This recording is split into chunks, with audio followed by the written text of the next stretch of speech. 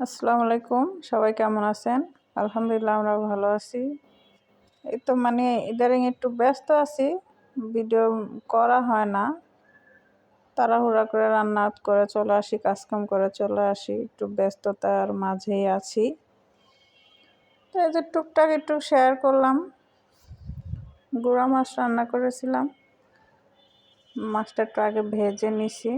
আমি আবার একটু আলু পছন্দ করি। একটা আলু কুচি করে কেটে দিছি। আর একটু সবজি রান্না করছি সিম আলু দিয়ে।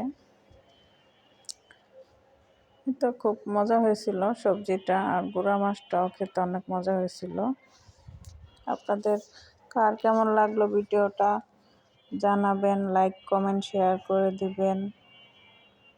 আর আমি কাজে ফেরার জন্য আমাকে উৎসাহ দিবেন সবাই। আমি তো উৎসাহ পাচ্ছি না, এই জন্য আর কি মন দিয়ে কাজও করতে পারছি না।